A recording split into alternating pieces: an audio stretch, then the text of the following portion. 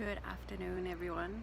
I'm here in the sunshine, and the sun does make a big difference on your mood. And this is really one of the things I want to talk about, because first of all, this month is Osteoporosis Month, or Osteoporosis Awareness Month, and I think for a lot of us we don't really think about osteoporosis because it doesn't seem like a disease that will, like a horrible disease like certain other diseases or illnesses, but it is an epidemic for both men and women, and actually quite a big resource on our health system as well, our national health systems, because what the potential breaks in our bodies and our bones, that the consequences of that has a lot of issues as well. So it's Osteoporosis Awareness Month, and it's close to my heart because my mum has severe osteoporosis, and touch wood, she's never actually broken any bones in her life, and she became aware of it when she was quite young, and has been on all these different treatments, so it's kind of an ongoing research really to figure out what to do with osteoporosis. I'm lucky enough to have had a DEXA scan as well, so they also detected that I have osteopenia, so it's the stage before osteoporosis. The thing with diagnosis are always a bit strange, because obviously I have quite thin bones as in my structure, so they might be more solid than someone with very much larger bones, because of the way the scan is, but I'll come back to that kind of, to the look of that from an Ayurvedic perspective as well. And then it's Menopause Awareness Week, and that's kind of the age I'm coming towards as well, or the kind of perimenopausal age, so that's kind of close to my heart, and obviously also a connection to osteoporosis, because when our hormones change, and also from an Ayurvedic perspective, when we change into this different stage of life, our bones is usually affected too. And it's Mental Health Awareness Week. And certainly if you are perimenopausal or during your menopause, it most certainly for most women affects your emotional and mental well-being as well. So everything is connected, and I think with mental health, it's something that, again, we're very lucky that it's not a stigma anymore, it's not a taboo. People can say, to be honest, I'm just feeling really low, or I'm in therapy, or I'm taking these medications. So it's a lot more recognized, and I think that it's very useful, because you're not sitting with it alone. There are other people who have similar experiences to that as you, to mental health and emotional well-being. But when I was thinking about it, when I was like, oh, these are all these things that are happening this month of awareness, and I thought it is interesting, because from an Ayurvedic perspective, we have the 5 elements. So we have the element of earth, water, fire, air, and space. That's, everything is connected through that, and everything contains all these 5 elements, but they do change. And like I said before, probably my structure, kind of my physical body, might not have so much solidity like the earth and the water element. Of course it's in there, and it also comes out in excuse me when I'm imbalanced, it comes out too. So if you have a lot of that earth and water element as a physical structure, you are probably broad shoulders, your muscles are strong, and you have that solidity. Then if you have a lot more of the fire water elements, so that was the kapha, so the pitta is that more fire, you might be more athletic, build muscle strong, have a kind of a good metabolism. And then if you have more of the air and space, then you have in your bones will probably be more thin, your structure is more petite. This can obviously manifest in different ways, because I think the minority of us are actually balance of how we were born. So as we grew up and the culture we grew up in, we obviously change. So how we are born is what in Ayurveda we call the prakriti, and as we change through our life, through our habits, then we get to our vikriti, which is when we start to become imbalanced. So you can be born more like a Vata person but actually end up looking more like a Kapha person, or the other way around, or appear like that. But there are kind of things you can see that's obviously very Kapha, very Pitta, very Vata. Anyway, what I wanted to say with the Vata part is this is the element of air and space, or wind and space. And when it's what becomes the quickest thing to become imbalanced, because obviously it's light, it's movable, there's nothing to stop it. Space, we can't kind of touch space, we can't form it, we can't feel it. Air we can feel, if it's windy we can feel the air and we can see it, where the earth is solid and strong. So that's kind of that air element, and we all have the air element and the space element.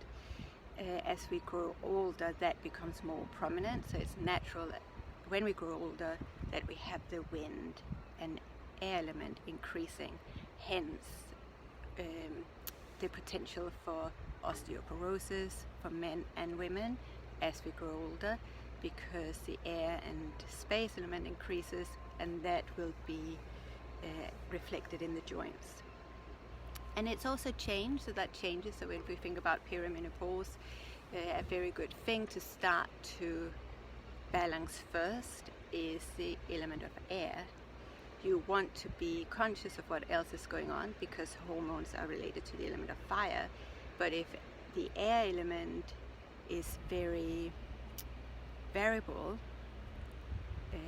then the fire element is going to be affected. So we have a fire, if it's really windy, the fire is going to blow all over the place, it might even almost blow up. If there's no air, the fire won't work.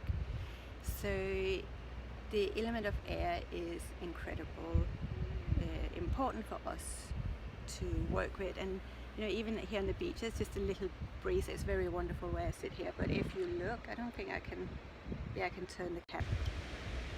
So if you look on the water, you can see water is heavy, it's strong, it's obviously wet. This is one of the elements in Kapha dosha and a bit in Pitta dosha as well. But the surface, as you can see, there are waves on, and that's a manifestation of the element of air. So that is what creates that. So even if you have a lot of water element, or the watery element in your being, if there's air, it will affect the watery element. So air is an incredible element. You might even be able to see the wind turbine, so it has that power as well. So I'm going to switch the camera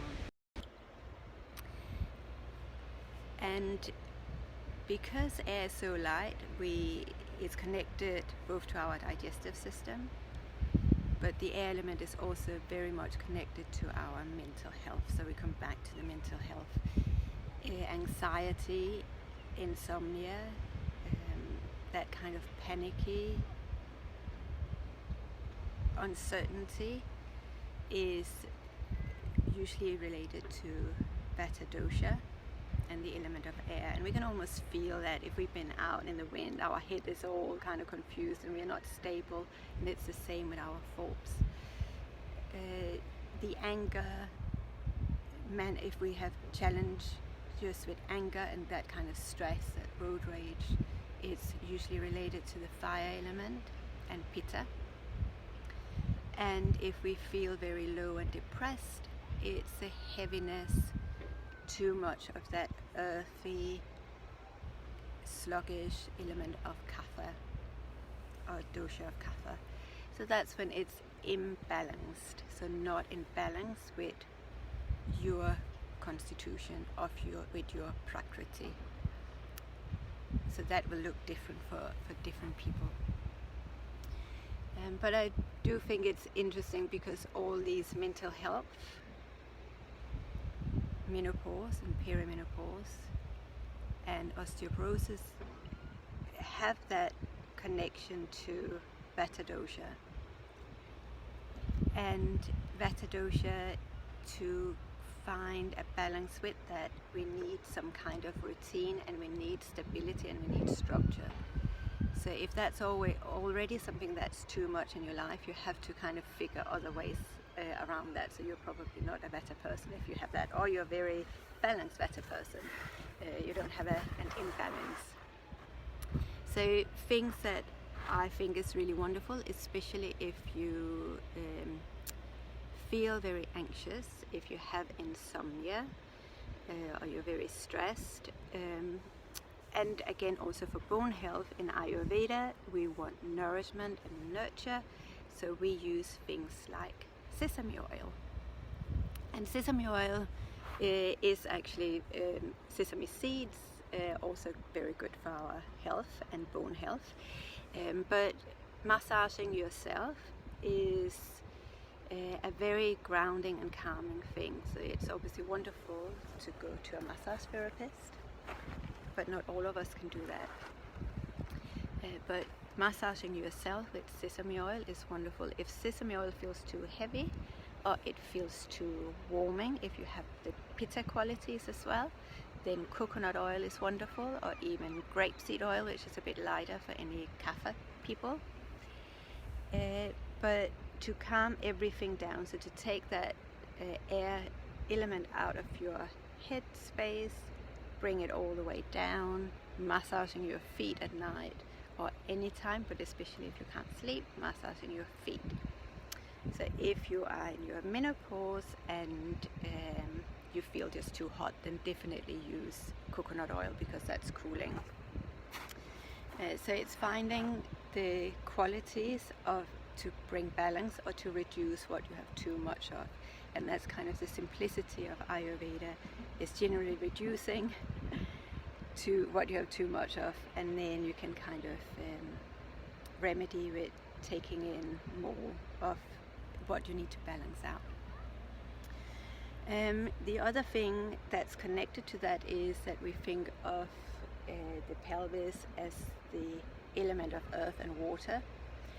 And so if we are disconnected from that, or disconnected from our pelvic organs or energetics in the pelvis, so that's the Muladhara chakra, the root chakra, or the Svadhisthana chakra, the sacral chakra or energy center, those are the elements of earth and water. So on an energetic level, we can also start to connect with those qualities, which is being grounded, feeling stable, steady, have a sense of security, even relationship to money, our family, and that is our ancestral and biological family, but also our adopted families. So that's the families that you make if you move, or if you might be a foster parent, a foster child. So all these kind of connection that we create when we move around in the world. So that's also your family and your community. And that's kind of the root center, the Muladhara chakra. Energetically, we say it's connected to the cervix in women and the perineum in men. So again, it's for me on a physical level, working with the pelvic floor. So that's another reason I think pelvic floor work is really important. And because a lot of us have lost touch with that part of us, physically in our body, but also the sense of community and family and our tribe. And the Svadhisthana chakra is kind of behind the pubic bone and towards the sacrum, and it's the watery elements, our creativity, sexuality, our creative expression, sensuality, movement, flow in life. And so if you have, again, the tendency of vata, which is all in your mind, you need that stability. If you have the kapha, depression, heaviness, maybe you need more flow and invigoration in this area.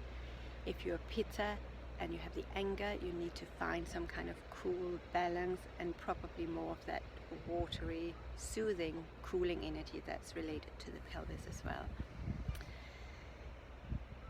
So that was just my reflections, because I thought it was just interesting, that whole connection between mental health and